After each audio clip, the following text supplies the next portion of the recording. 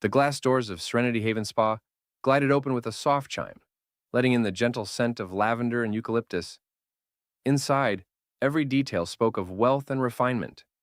Polished marble floors, a bubbling indoor fountain, minimalist decor and soft, neutral tones. A young white receptionist stood behind the counter, dressed in a pale pink uniform with a gold name tag that read Brooke. The woman who stepped in from the cool autumn air wore professional slacks, low heels, and a fitted navy blouse. Her skin was deep brown, her hair in a neat bun, and her posture held the quiet authority of someone who'd spent her life walking into rooms where people questioned her right to be there. "Good morning," she said, her voice calm and clear. "I have a tensor appointment under the name Dr. Bryant." Brooke's smile wavered. She glanced at the iPad in front of her, then back at the woman. Are you sure it's this location?" "Yes," the woman replied, not unkindly. "It was booked last week, confirmed by phone." Brooke hesitated again, typing slowly. I'm not seeing anything, and we usually require a referral or club membership for new clients."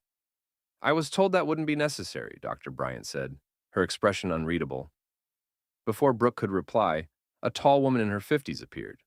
Perfectly styled blonde hair, designer beige suit, expensive pearl earrings. Her name tag read Elaine, owner. She gave a cursory glance at the black woman near the counter and immediately turned to Brooke. "Is everything all right?" "She says she has an appointment, but I can't find it," Brooke muttered. Elaine turned to Dr. Bryant with a smile that didn't reach her eyes. "I'm sorry, but we're quite full today. We're also a private facility, typically by member referral only. I'm afraid we won't be able to take walk-ins." "I didn't walk in, Doctor," Bryant said, her tone steady but firmer now. "As I said, I have a confirmed appointment, under Bryant, first name Mariah." Elaine's smile tightened. "Yes, well, even if there was a mix-up, this really isn't the kind of place where just anyone can book a treatment. We have a certain clientele standard." Brooke's eyes widened slightly. Dr. Bryant blinked once, letting the silence settle. "Understood," she said finally, stepping back toward the door. "Thank you for your time." Elaine turned away with a satisfied sigh, already halfway back to her office. She didn't notice the way Brooke stared after the woman with unease, or the way Mariah Bryant paused just outside the glass, pulled out her phone, and made a quiet call. She didn't yell, she didn't argue, but before the end of the week, Elaine would wish she had treated that client differently, very differently. 3 days later, the air at Serenity Haven Spa was filled with the usual tranquility, light instrumental music playing, fresh-cut orchids in tall vases, and spa clients being offered lemon cucumber water with honey on the rim. The owner, Elaine Whitmore, was giving a tour to a pair of potential investors, bragging about the spa's exclusivity, refined clientele, and flawless health ratings. Elaine thrived on appearances. She walked through her domain like a queen. White blazer, pearl necklace, manicured smile. Her staff knew better than to cross her, and her clients, mostly wealthy, mostly white, adored the illusion of perfection she sold them. But that morning, the illusion shattered. A government-issued black SUV pulled into the front driveway. Stopping right in front of the spa's main entrance, out stepped a sharply dressed black woman, clipboard in hand, phone holstered at her side, and a quiet confidence in her stride. Brooke, the receptionist, looked up from her desk and froze. It was her, Dr. Mariah Bryant. Not in slacks this time, but an official state-issued ID badge and blazer. The words Department of Health and Wellness, Senior Inspector, were printed clearly beneath her photo. Brooke instinctively stood.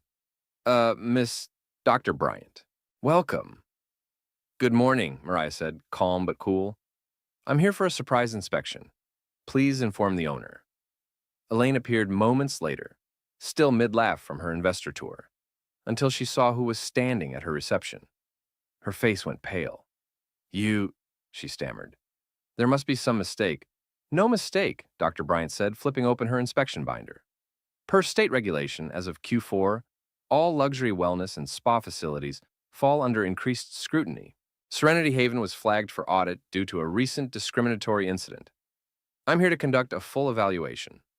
Elaine blinked hard. "You're with the health department?" "I lead the city's inspection division," Dr. Bryant said, "but today, I'm here as your assigned compliance officer." Brooke backed away from the counter, looking like she wanted to melt through the floor.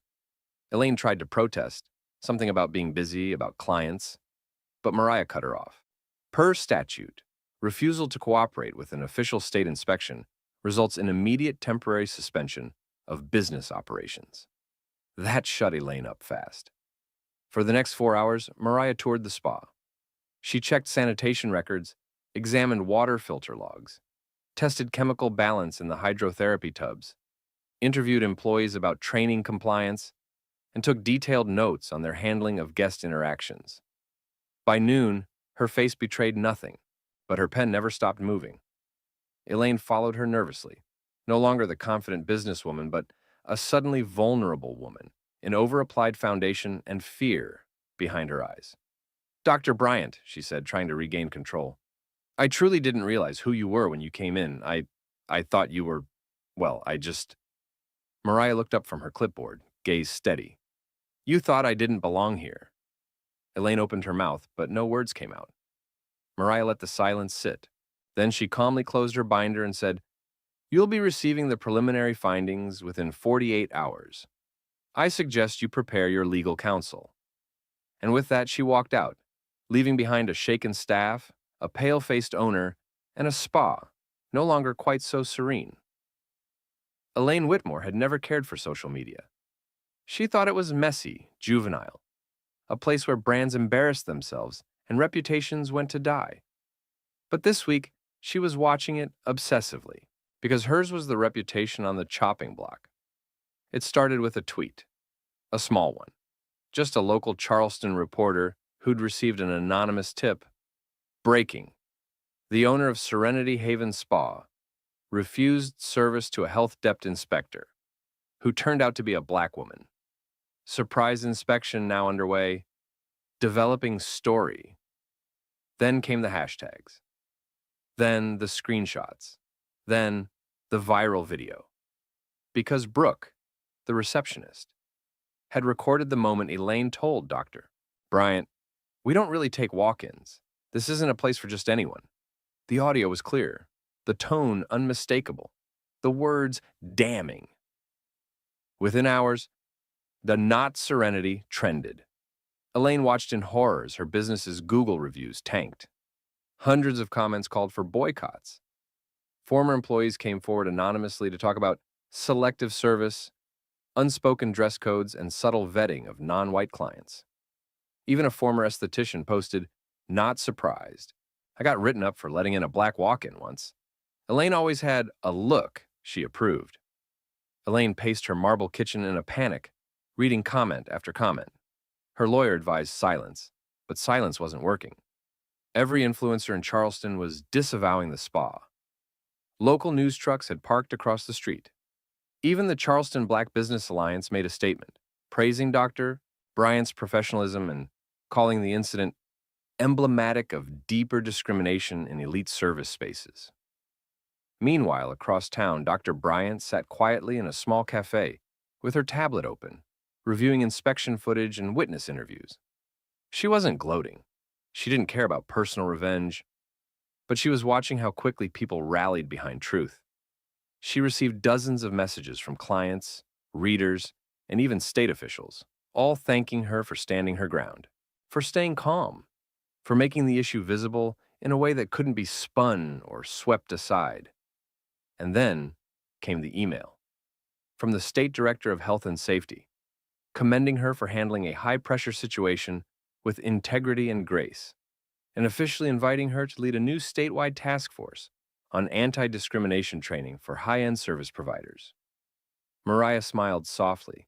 She hadn't wanted attention, but now that she had it, she was going to use it. Elaine sat in the dimmed conference room of her spa, the soft trickle of the wall fountain doing nothing to soothe her nerves. Her marketing consultant, a young white woman named Tessa, slid a draft press statement across the table.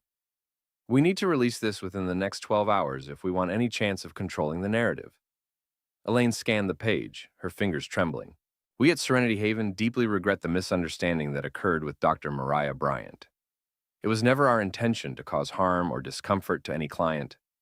We are committed to learning, growing, and improving our inclusivity moving forward." Elaine looked up, her face hard. "This makes me sound guilty." Tessa hesitated. "That's the point. You were. Elaine scoffed. I didn't even know she was with the health department. She wasn't wearing a badge. And honestly, she lowered her voice, I thought she was lost or confused. That wasn't racism. It was policy. Policy, Tessa said flatly, doesn't exclude people based on skin tone and assumption. Elaine slammed the paper down. You're not here to lecture me. You're here to fix this. But it was too late for fixing. The health department had issued an interim report to the media. Violations. Improper sanitation practices in the sauna, lapses in disinfectant logging, expired chemical containers in the hydrotherapy tanks, employee complaints. And yes, the incident with Dr. Bryant was cited under bias in client service practices, a rare but damning category. The state had ordered a 30-day suspension, and then the blow that knocked the air out of Elaine's lungs, several local celebrities and socialites publicly withdrew their memberships. Some demanded refunds. Others went further, pledging donations to equity organizations that directly named the spa in their mission statements. The backlash wasn't fading. It was gaining speed. Still, Elaine couldn't bring herself to say the one thing that might have helped. I was wrong. Instead, she doubled down.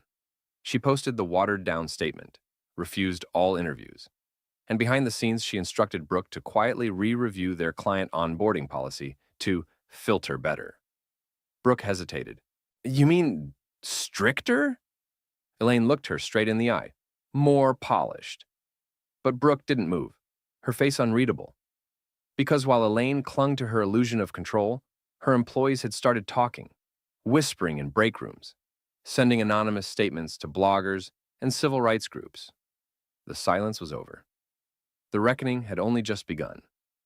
The Monday after the spa's temporary shutdown, Dr. Mariah Bryant stood before a full auditorium at the City Hall Wellness Summit. Rows of professionals from various luxury spas, wellness retreats, and high-end health clubs sat upright, most expecting a PR lesson. They got something much deeper. Mariah, dressed in a simple navy sweater and slacks, spoke without anger, without vengeance, only clarity. Discrimination doesn't always scream, she said. Sometimes it whispers, in the way someone's name is dismissed, in who is offered a robe without being asked, in who is assumed to be less, before a word is spoken. The room was still. Some attendees nodded slowly, others looked down. She didn't mention Elaine. She didn't need to. Everyone knew. After the keynote, several spa owners approached her privately, some apologizing for what happened, others asking how to prevent it. One woman, a Latina owner from Savannah, asked her to lead an inclusivity workshop for her entire staff. Mariah agreed. That afternoon, she returned to her office and found an envelope on her desk. It was hand-delivered. No return address. Inside was a single note, scrawled in tight handwriting. I've made a mess. I don't expect forgiveness, but I do want to change something. Not for show. For real. If you're willing to meet, name the time. It was signed. Elaine Whitmore Mariah stared at the note. She didn't smile. She didn't tear it up. She simply folded it, placed it in her drawer, and went back to work. Because justice wasn't a moment. It was a process. And if Elaine truly wanted to walk that path, she would have to prove it with more than words. Elaine sat on the edge of her clawfoot bathtub in silence, her phone screen still lit up from the city news blog. The headline read, Luxury Spa Owner Requests. Meeting with inspector she discriminated against. Is it too late? The comments below were brutal. No one was buying her change of heart.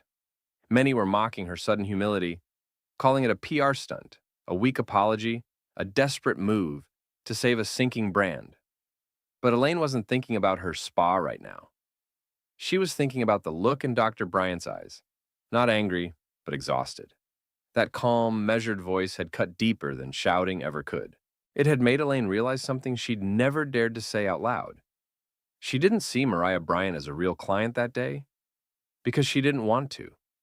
It was easier to assume someone didn't belong than to question the standards she'd built her identity on. The doorbell rang. She opened it to find a woman in jeans and a canvas jacket. Mariah Bryant. Elaine stepped back. You came. I said I would, Mariah replied, stepping inside. Her tone was polite but guarded. They sat in the sunroom. the afternoon light catching dust particles in the air between them. Elaine had brewed tea, but Mariah didn't touch it. "I'm not here for closure," Mariah said. "I'm here to listen to what you actually want." Elaine swallowed hard. "I want to change things, not just the spa, myself." Mariah raised an eyebrow. "You built a business that catered to people who looked like you. You created barriers, then pretended they were standards." Elaine didn't interrupt. She had learned to stay quiet. "I don't believe one workshop or a public apology fixes that," Mariah continued.